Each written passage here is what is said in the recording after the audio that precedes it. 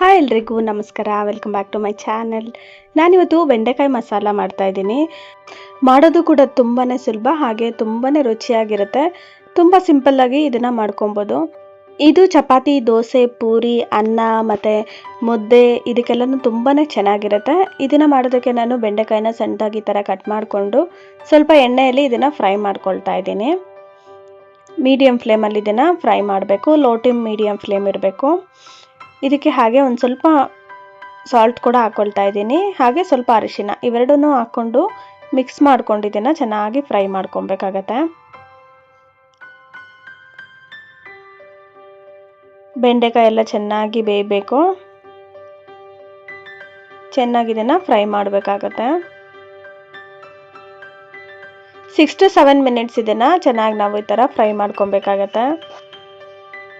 ಸ್ವಲ್ಪ ಎಣ್ಣೆ ಹಾಕ್ಕೊಂಡು ನಾವು ಫ್ರೈ ಮಾಡ್ಕೊಬೇಕು. ನೋಡಿ, ಇವಾಗ 6 ಇಂದ 7 ನಿಮಿಷ ನಾನು ಚೆನ್ನಾಗಿ ಫ್ರೈ ಮಾಡಿದ್ಮೇಲೆ ಇದು ಈ ಥರ ಆಗಿದೆ.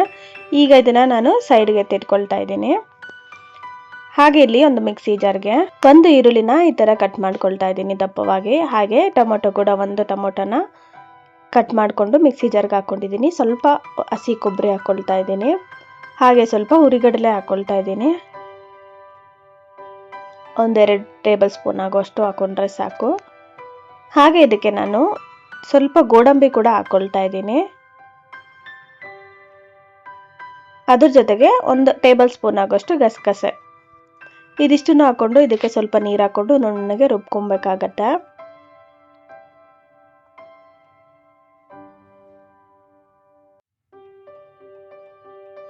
ನೋಡಿ, ಈ ಥರ ರುಬ್ಕೊಂಡಿದ್ದೀನಿ. ಈಗ ಒಂದು ಪ್ಯಾನ್ಗೆ 1-2ರಿಂದ 3 ಟೇಬಲ್ ಸ್ಪೂನ್ ಆಗೋಷ್ಟು ಎಣ್ಣೆ ಹಾಕ್ಕೊಂಡು ಸ್ವಲ್ಪ ಸಾಸಿವೆ, ಹಾಗೆ ಸ್ವಲ್ಪ ಕರಿಬೇವು, ಹಾಗೆ ಸಣ್ಣದಾಗಿ ಕಟ್ ಮಾಡಿರುವಂತಹ ಬೆಳ್ಳುಳ್ಳಿ ಹಾಕ್ಕೊಂಡು ಒಣ ಮೆಣಸಿನ್ಕಾಯಿ ಹಾಕ್ಕೊಂಡು ಅದಕ್ಕೆ ಒಂದು ಈರುಳ್ಳಿನ ಈ ಥರ ಸಣ್ಣದಾಗಿ ಕಟ್ ಮಾಡಿಕೊಂಡು ಹಾಕ್ಕೊಂಡು ಚೆನ್ನಾಗಿ ಇದನ್ನು ಫ್ರೈ ಮಾಡ್ಕೊಬೇಕು. ಎಣ್ಣೆಲಿ ಚೆನ್ನಾಗಿ ಇದನ್ನು ಫ್ರೈ ಮಾಡ್ಕೊಬೇಕು. ಆನಿಯನ್ಸ್ ಎಲ್ಲ ಸ್ವಲ್ಪ ಬ್ರೌನ್ ಕಲರ್ ಚೇಂಜ್ ಆಗೋವರೆಗೂ ನಾವು ಫ್ರೈ ಮಾಡ್ಕೊಬೇಕಾಗತ್ತೆ. ಫ್ರೈ ಮಾಡಿ ಆದಮೇಲೆ ನಾನು ಇದಕ್ಕೆ ರುಬ್ಕೊಂಡಿರೋ ಮಸಾಲೆನ ಹಾಕ್ಕೊಳ್ತಾ ಇದ್ದೀನಿ. ಇದು ಕೂಡ ಹಾಕ್ಕೊಂಡು ಚೆನ್ನಾಗಿ ಇದನ್ನು ಫ್ರೈ ಮಾಡ್ಕೊಬೇಕು. ಮಿಕ್ಸಿ ಜಾರ್ಗೆ ಒಂದು ಸ್ವಲ್ಪ ನೀರು ಕೂಡ ಹಾಕ್ಕೊಂಡು ಅದನ್ನು ಕೂಡ ಹಾಕ್ಕೊಳ್ತಾ ಇದ್ದೀನಿ. ಹಾಕ್ಕೊಂಡು ಚೆನ್ನಾಗಿ ಇದನ್ನು ನಾವು ಫ್ರೈ ಮಾಡಬೇಕಾಗತ್ತೆ. ಮಸಾಲೆದು ಹಸಿ ವಾಸನೆ ಎಲ್ಲ ಹೋಗೋವರೆಗೂ ನಾವು ಇದನ್ನು ಚೆನ್ನಾಗಿ ಫ್ರೈ ಮಾಡ್ಕೊಬೇಕು.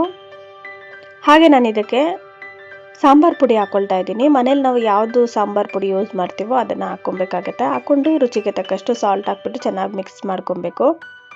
ಮಿಕ್ಸ್ ಮಾಡಿಬಿಟ್ಟು ನಾವು ಈ ಮಸಾಲೆನ ಒಂದು 4 ನಿಮಿಷ ಚೆನ್ನಾಗಿ ಕುದಿಸ್ಕೊಬೇಕು ಲೋ ಫ್ಲೇಮಲ್ಲೇ. ಸೊ ಮಸಾಲೆದು ಹಸಿ ವಾಸನೆ ಎಲ್ಲ ಹೋಗೋವರೆಗೂ ಚೆನ್ನಾಗಿ ಕುದಿಸ್ಕೊಂಡಾದ್ಮೇಲೆ ನಾನು ಮೊದಲೇ ಬೇಯಿಸಿ ಇಟ್ಟಿರೋಂಥ ಬೆಂಡೆಕಾಯಿನ ಹಾಕ್ಕೊಂಡು ಮಿಕ್ಸ್ ಮಾಡ್ಕೊಳ್ತಾ ಇದ್ದೀನಿ.